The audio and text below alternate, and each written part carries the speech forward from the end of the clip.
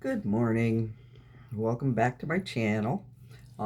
This morning I'm going to be talking about the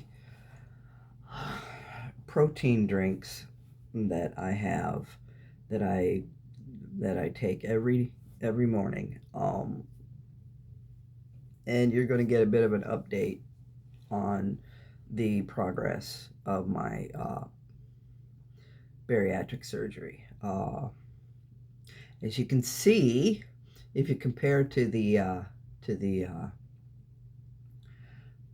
picture that I flashed you guys when I first started talking about this, um, there is a marked difference between the way I was and the way I am now. I am down to 179 pounds, and I had the surgery January 28th. Um, that's a tremendous amount of weight loss in 4 months. Almost 4 months. I am nearly 4 months post gastric bypass. Uh, and it's challenging. Um, I am still having issues with eating. Um, my hunger hormones haven't kicked in yet to remind me that I need to eat. Um, and unfortunately, my sense of smell has changed and my sense of taste has changed in such a dramatic fashion that foods I used to love, foods that I could sit and inhale for hours, uh, I can't even go near anymore. I'm still restricted. Um, I Starches probably won't be able to be added back into my regular diet for another 2 months at the least. At the least. Um, I can do fruits and vegetables now, but and my daughter has been wonderful enough to indulge me in uh, picking up fruit cocktail and diced pineapple.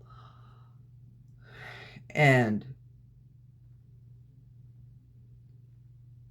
here's here's a very good example of what I'm talking about when I say that this whole area has just completely made a shift. Um, Pineapple, as you know, is very tart. Sometimes, if they cut it too close to the center, it can have a little bit of a bite to it. Um, and I love pineapple and pineapple juice. Um, and if you don't drink pineapple juice the right way, it can cause a bit of a coughing fit because it's got enough acidity to irritate the throat. No, the tartness is gone. It's still good. I still love it, but the strong flavor is no longer there for me. Um, and that's the way it's been for just about everything I've been eating. Uh, when the kids do carry out and they order pizza, I get the Italian salad with the pepperoni and the ham and the banana peppers and and it and a wonderful sweet creamy Italian dressing um, from Pizza Hut. Highly recommend. It's excellent salad. Um, but banana peppers that used to also have a bit of a kick to them no longer have a bit of a kick to them. I can taste them. I can taste their sourness,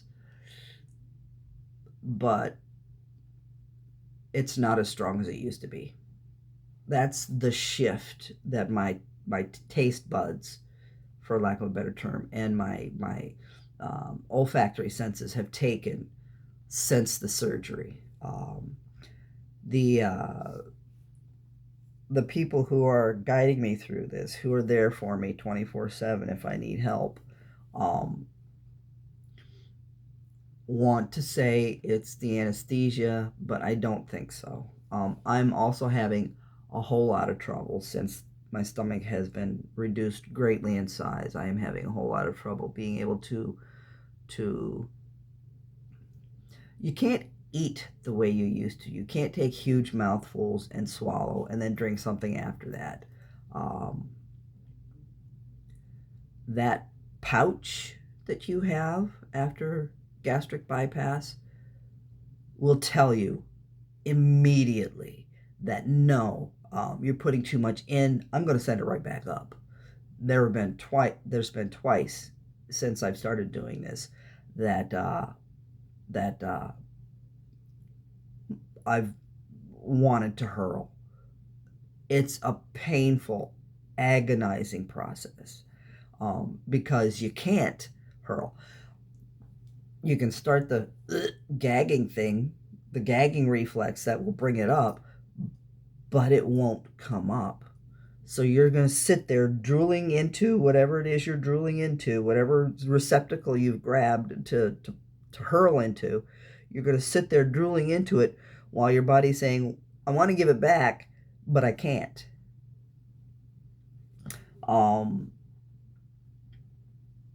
Not only is the size of your stomach that small, but after the surgery, it's very, very inflamed, very, very swollen. If you're having trouble after your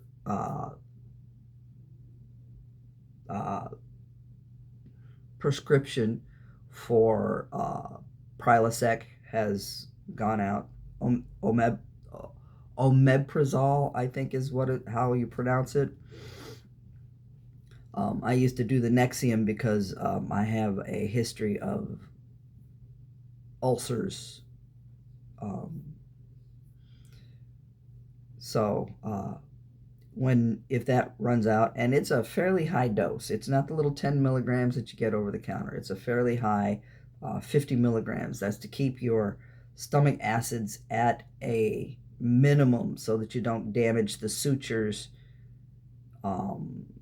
that they put into place along the incision inside the stomach. They use glue to close the outside ones.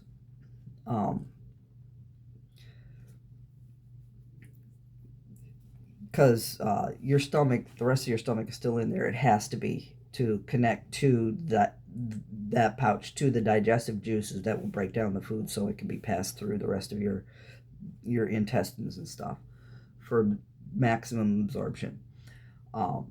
And washing things down, no, don't do it.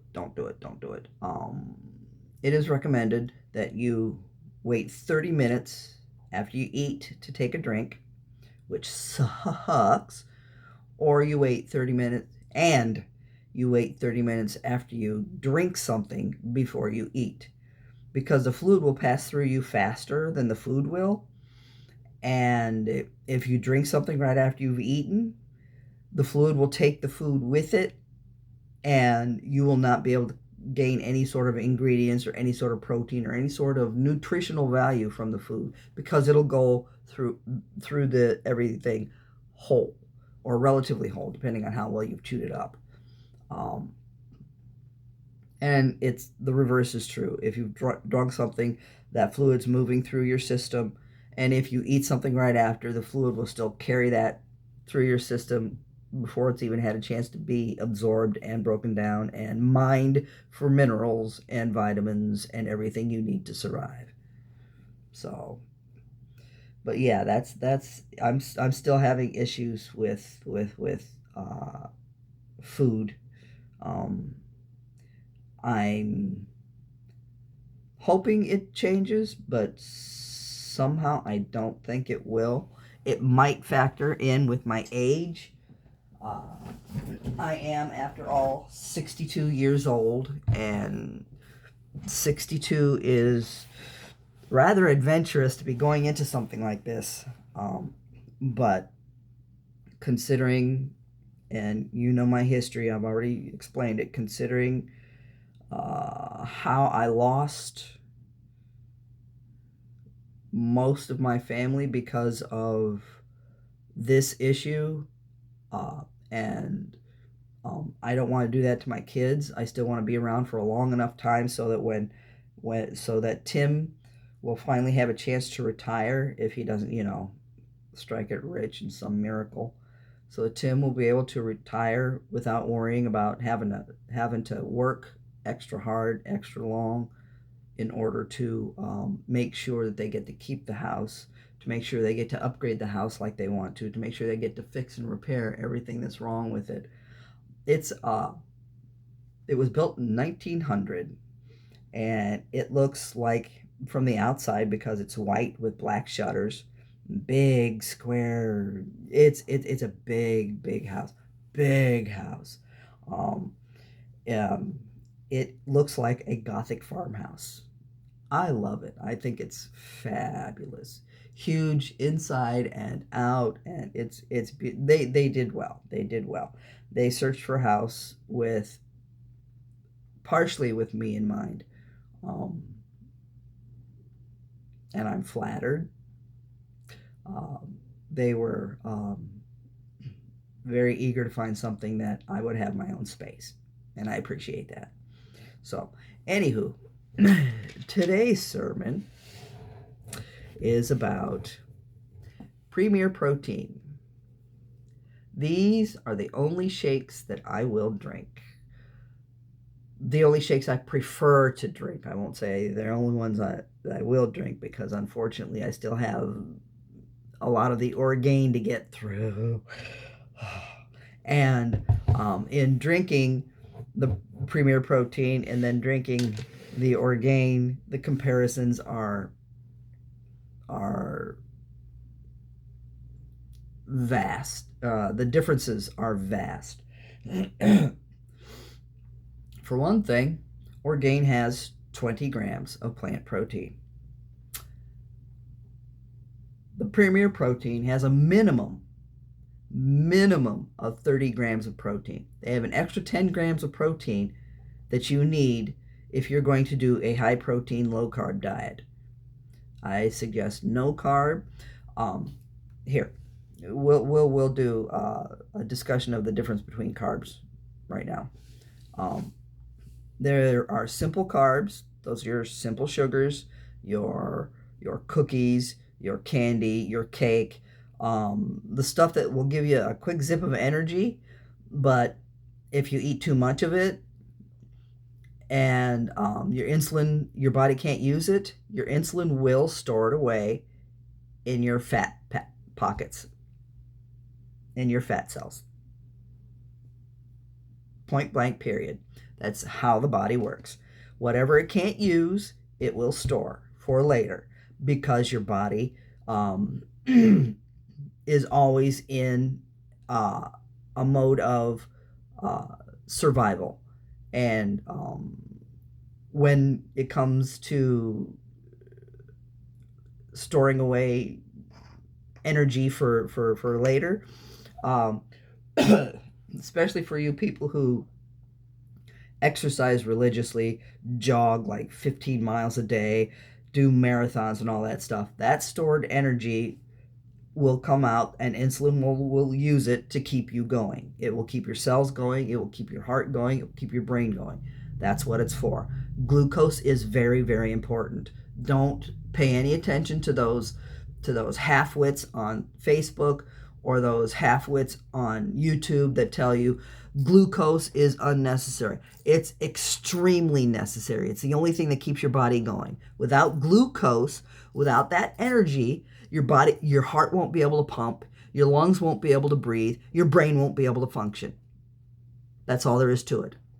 Excess glucose ends up with fat, because there's only so much your body can process.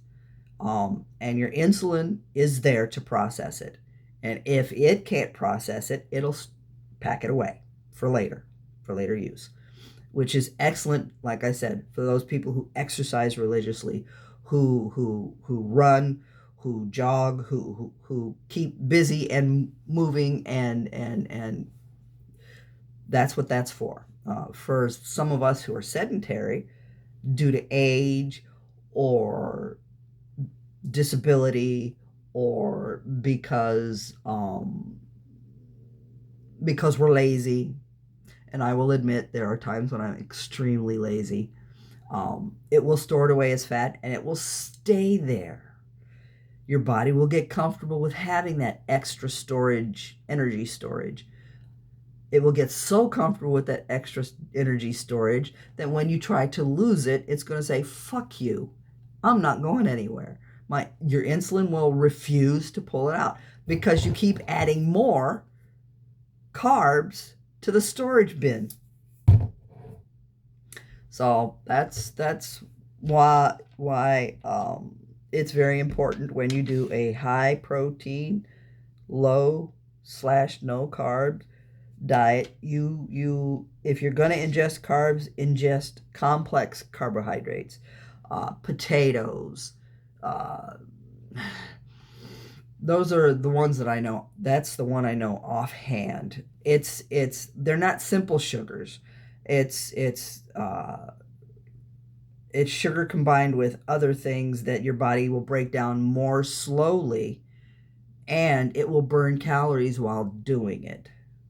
It will use up the storage bin full of simple carbs, full of the fat, while it's breaking down those complex carbohydrates. They take longer to digest, so they don't get stored as quickly or as easily.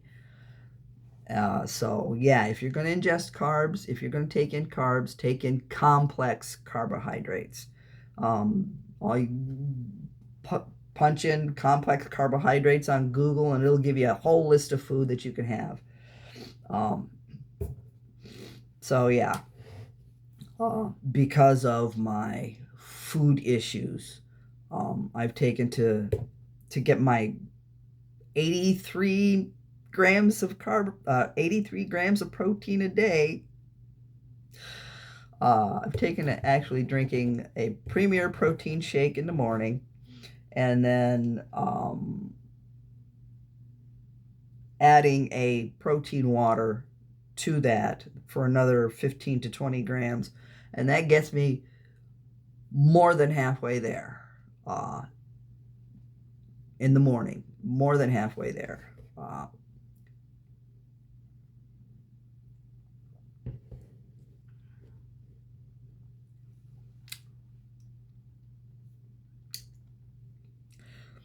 Okay, the flavors, as you can see, they have an abundance of different flavors. These are just the flavors I picked for this time around.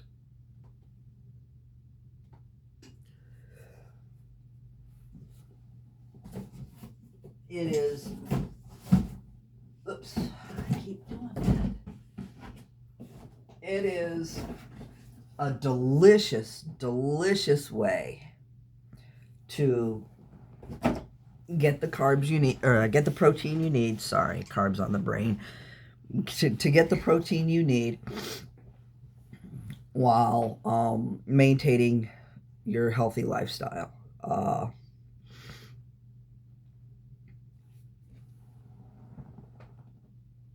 did that. I need to fix that. They come in a wide variety of flavors.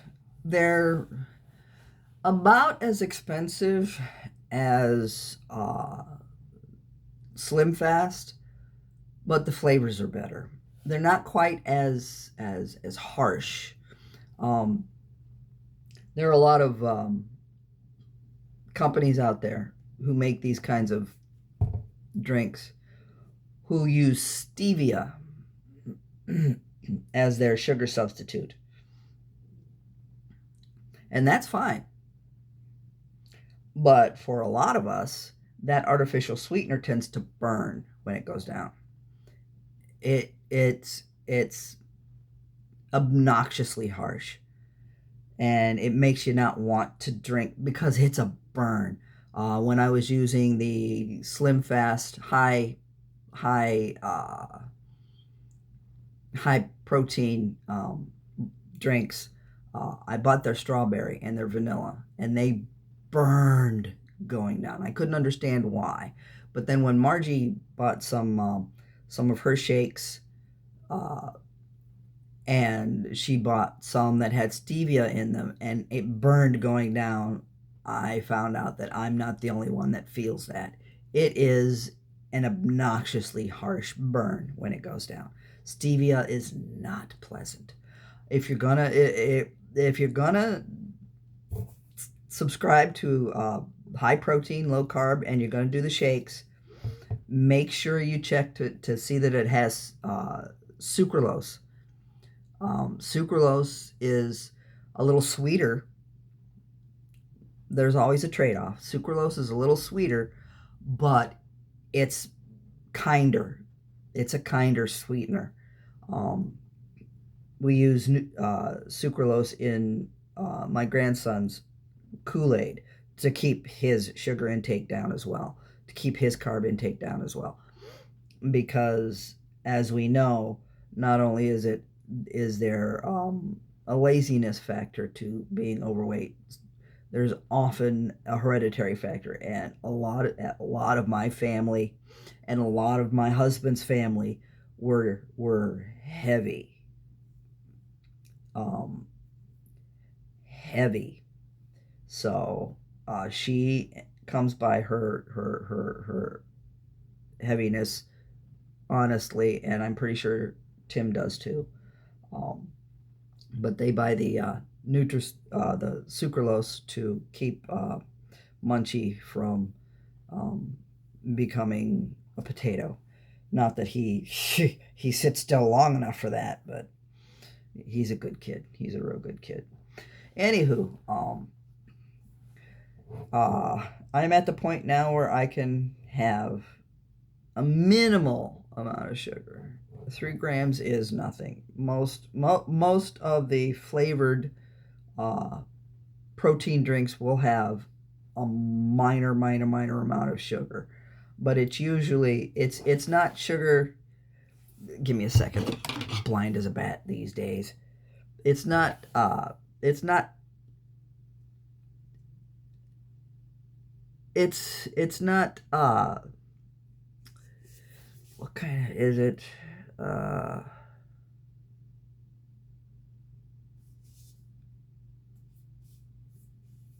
Ingredients. Uh, no good. Calcium caseinate.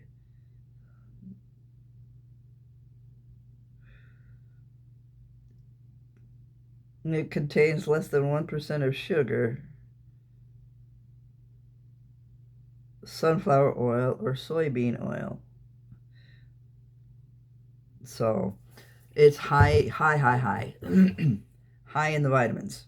High in the vitamins.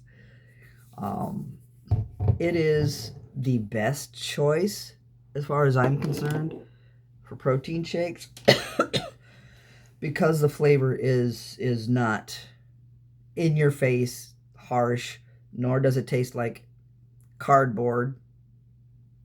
Um, and you have a wide variety to choose from, not just chocolate, vanilla, or strawberry. I highly recommend the caramel. Oh my God, it is so good, and the peanut butter and chocolate. Oh, so good. I highly recommend them. They are amazing. So yeah, that's my that's my unsolicited, unpaid for uh, plug for the day. I shall see you again next week, Wednesday. See you next Wednesday uh, for another chat on. It's going to be the protein water powders next. Um, which are also relatively inexpensive considering. And yeah, so here's hoping you have a really good day. Get out there and mow those lawns. You don't want the city to come along and say, we'll do it for you and we're going to charge you for it. Yeah, it's supposed to rain Tuesday here in lovely, lovely northeastern Ohio. So I'll be getting on that probably tomorrow after the kid's in school for his last few days, and the son-in-law is off to work and out of the hair. And so we shall see you all next time. Here's hoping you have a really great day, and stay frosty.